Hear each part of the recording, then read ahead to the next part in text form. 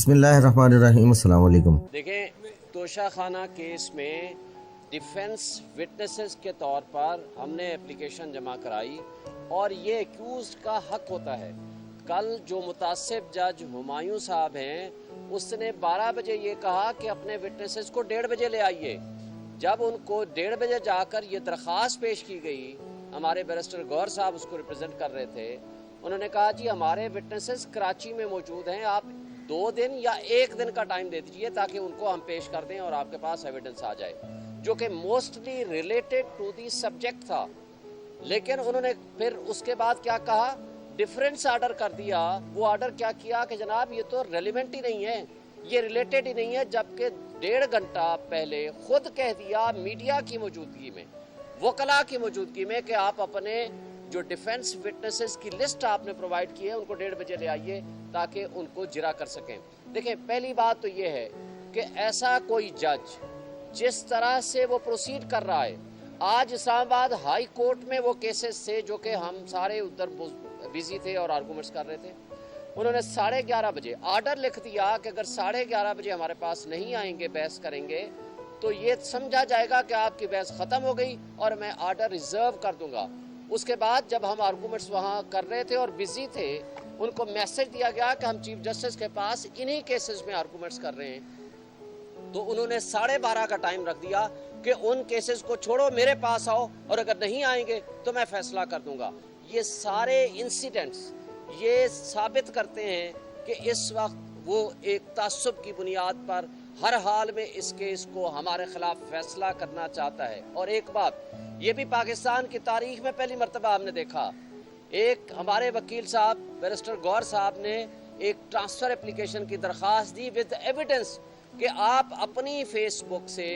یہ پوسٹیں لگا چکے ہیں عمران خان صاحب کے خلاف نازیبہ تصاویر کے ساتھ۔ انہوں نے کہا فیس بک تو میری تھی، اور 2014 سے آنورڈ لگاتے رہے، ان کو ڈیلیٹ بھی نہیں کیا،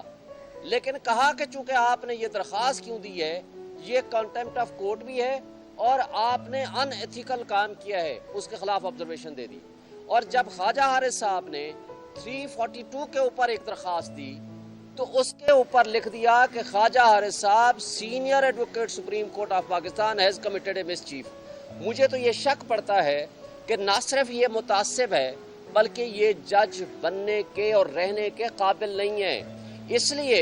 کہ جسٹس اطہر محمد اللہ صاحب جب چیف جسٹس تھے، انہوں نے یہ رائٹنگ میں ڈائریکشنز دی کہ کوئی بھی جج سوشل میڈیا استعمال نہ کرے،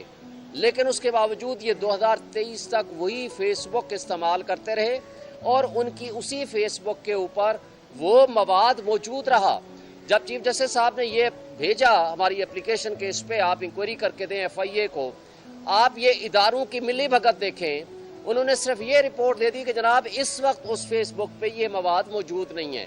سوال یہ پیدا ہوتا ہے تو آپ کو بھیجا کس لیے تھا؟ کیا آپ نے اس کی فورنزک کرائی ہے؟ کیا آپ نے وہ جو آرکائیو میں موجود ہوتا ہے وہاں آپ گئے ہیں؟ کیا آپ نے فیس بک سے رابطہ کیا ہے ان کی ایڈمنسٹریشن سے، جن کے پاس آفٹر ڈیلیشن بھی 90 ڈیز کے اندر وہ مواد موجود ہوتا ہے؟ آپ نے کوئی ویریفیکیشن کرائی ہے؟ کچھ بھی نہیں کرایا۔ یہ سارا ڈرامہ توشہ خانہ کا اس لیے ہے کہ پولیٹیکل سائٹ پہ عمران خان کا مقابلہ نہیں کر سکتی یہ پی ڈی ایم کی فاشسٹ جماعتیں، اور اب وہ انصاف کو، قانون کو اور عدلیہ کو استعمال کر رہے ہیں کہ کسی طریقے سے عمران خان کا راستہ روکا جائے اور کسی طریقے سے الیکشن کو ڈیلے کیا جائے، کسی طریقے سے ان کو نااہل کیا جائے۔ چینہ ٹی وی کو سبسکرائب کرنا مت بھولیں، ویڈیو کو لائک کریں، شیئر کریں اور کمنٹ سیکشن میں اپنی قیمتی رائے سے ضرور آگاہ کریں۔